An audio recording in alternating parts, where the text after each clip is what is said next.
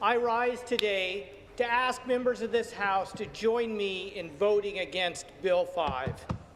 I think members opposite will agree that serving people is the most important job we have as elected, and I emphasize elected representatives. Matter of fact, it's what elected representation is all about. It is why we actually have budgets for constituency offices so that we can help the people that we serve. I believe in putting service above self and above party. In fact, serving people is one of the core values of the Green Party. We also believe deeply in local democracy, and Bill 5 fails on both accounts. It is undemocratic for the Premier to interfere in local elections after campaigns have already begun.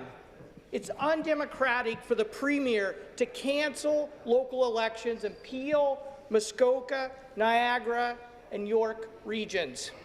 It's a slap in the face of the people living in Toronto and the regions to have their local elections interfered with in the middle of the campaign.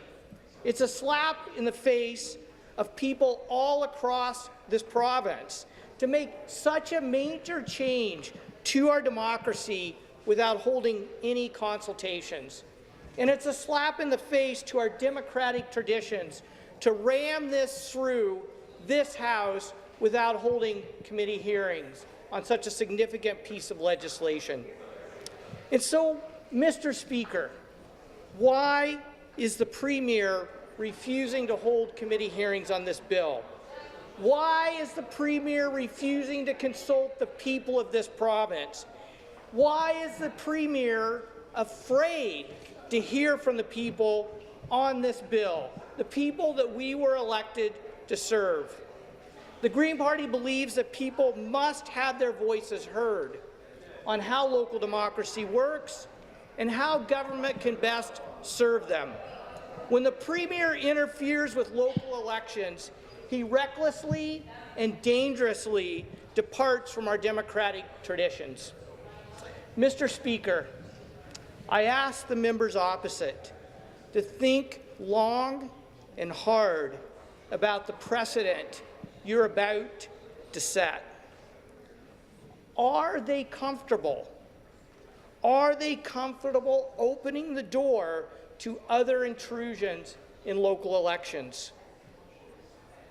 The member opposite may be supporting radical change in Toronto today, but what if the next Premier turns his or her attention to the municipalities they work in?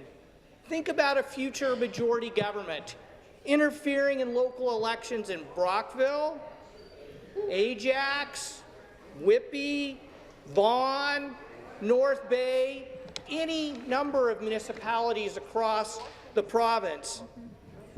Mr. Speaker, I know the members opposite have their marching orders, but now is the time to stand up for democracy. And I know there are members opposite who care deeply about democracy, and I invite them to do the right thing. Put the people you were elected to serve, the people you were elected to represent, before your leaders' political games. The motto of service before self guides me. I believe that every member in this House recognizes that serving people is our highest job priority. And much of that work of helping people never makes it into the headlines.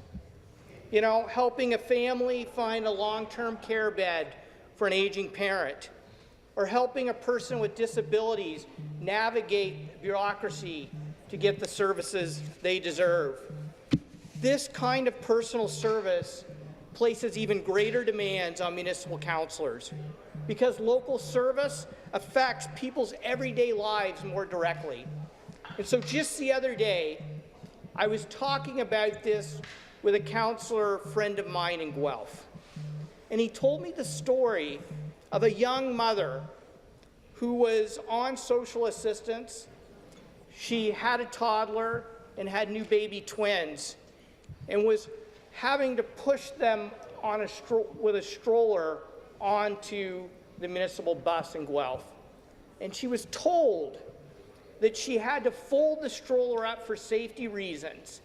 And I don't know about the rest of you, I've had to juggle kids. But the thought of having a toddler and two twins and trying to fold the stroller seems about impossible. And this is especially important for somebody without a car. So she called transit. She talked to the bus driver. She talked and talked and talked with city staff and got nowhere because she was told that those were the rules. So she reached out to her municipal councillor, who took the time to meet with her, who took the time to meet with transit staff, who took the time to form meetings with city staff until they all worked out a solution. So this woman could ride on the bus with her children. And it's that kind of personal service that transforms people's lives. And it's that kind of personal service that is very hard for councillors when they have 60,000 residents who they serve. Imagine trying to do it with 120,000. It's going to be near impossible to deliver that kind of service. And I want to remind the members opposite that it was actually the Premier's own brother who rode to the mayorship of Toronto delivering that kind of public service to his constituents. And it will be incredibly difficult for any Toronto City Councillor to ever deliver that kind of public service, given the changes this government is about ready to make. And so I ask the members opposite, will they stand up for local democracy? Will they stand up for putting their constituents first? People in communities across Ontario expect a high level of customer service. And there is no municipality. There's a reason, Mr. Speaker. There is a reason that there is no municipality in Ontario that will have council ward sizes as large as what the government is proposing here. Because they know that that level of service will not be able to be provided. And so I ask, is this what the members opposite really want?